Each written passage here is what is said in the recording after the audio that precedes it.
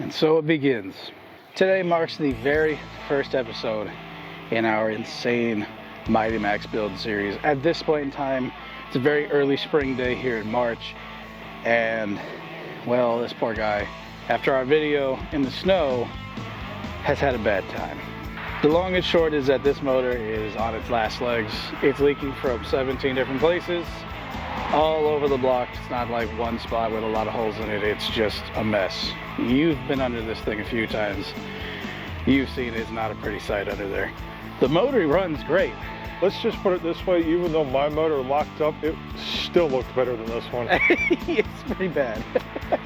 Like, we had talked about it. If I'd given him my motor for his truck, it would have been a complete nice truck. Yeah. Between the two of us, we had one nice truck. One nice truck and one running engine. As far as plans for this engine goes, we are going to pull the motor. We're going to keep the motor.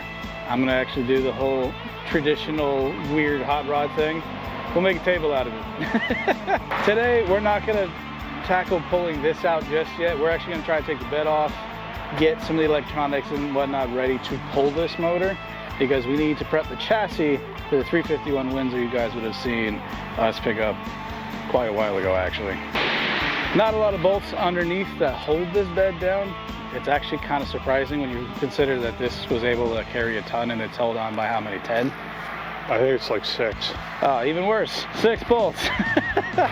The idea that this thing could make 500 pound-feet of torque when we're done versus the 97 that it has now, it's either going to be a rocket ship or a burnout machine. To kick this whole build off, we need to first tear this chassis down. We first started by removing the tailgate. Ready? You got it? And we're detached. Then we disconnected the gas filler line and the pressure release line.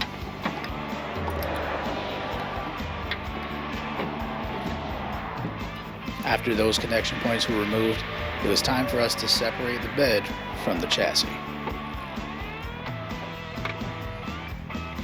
The bed itself is surprisingly heavier than you would anticipate, and it took us a little bit to get the bed off. But after a few attempts and some rearranging, we were able to remove the bed successfully to reveal a very clean chassis underneath. Y'all are gonna laugh at me for this.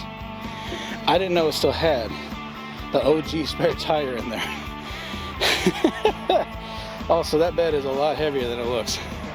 That's not aluminum. So one of the key reasons why we want to get the bed off is because we are going to change out this axle, mostly because the guts on the inside are very worn out. But in addition to that, we didn't know how rust-proofed this undercarriage was. Honest to God, looking at it now, Ian, you can confirm, this is in 240. This thing is in immaculate shape for 350,000 miles, or whatever it's got now.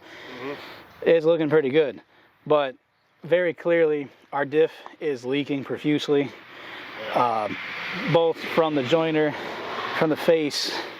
Like, there's a lot of black in here, and it's all being flung onto the muffler pack. It's all over the gas tank.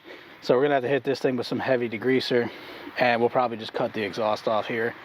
Huge pro tip to anyone doing a build that's gonna be as intensive as this one: get Ziplocs and get both big bags and little bags. What we've got here, this bag is literally labeled bed, or bed back as I call it, and it's got everything that we've pulled from that area organized. So stuff that's directly attached to the bed is just in there free, but then the gas neck is in there, that's got its own label, and the tailgate bolts and all the accoutrements for that are in their own bag, but they're all still in this bag labeled for the bed.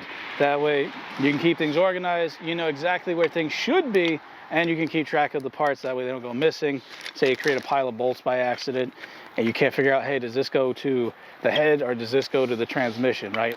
This keeps that from happening. So we've taken the hood off, A, so you guys can see what we're doing, and B, so we can actually pull stuff out.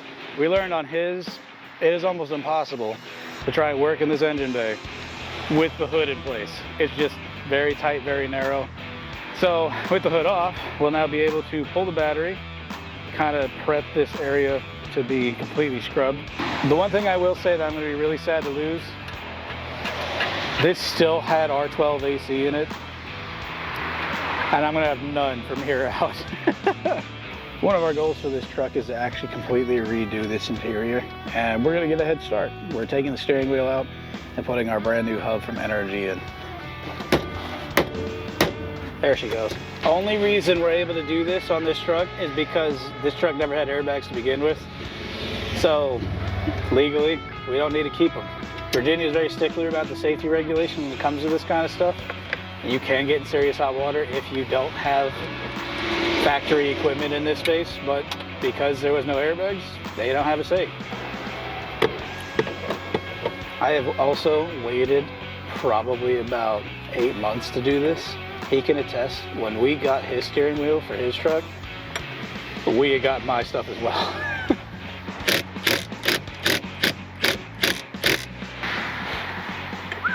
All I smell is old 87. All right, we're good. Courtesy of Ishmael.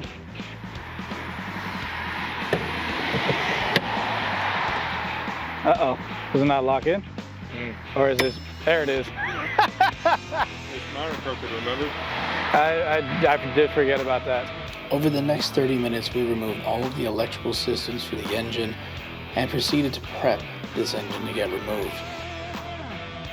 Once we pulled the radiator, there was tons of extra space to work around in. So Ian's getting ready to pull the carburetor out so we can get the starter wire, undo the starter wire. I on the inside, I'm actually getting ready to take apart some of the dash and get some of the wires pulled out because some of this stuff's just not going to be here anymore. But also, it's going to make it easier for me to reach all the clutch stuff because this is still a cable clutch, not a hydro clutch. I also get to steal my speakers back out of here to put back in the Pajero. So there's a bonus. Another reason why we're taking the dash out, there is just not enough information on this cluster. It is literally just speed, fuel, and temp. We need a lot more information if we're going to run the Windsor.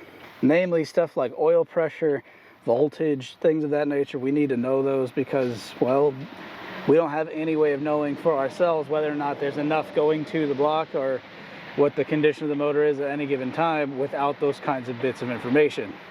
Sit on the tire. I thought about it until I realized how brittle it is. Ooh. Let's talk about the other tire. Not a bad idea. I don't have a bed in the way, I forgot.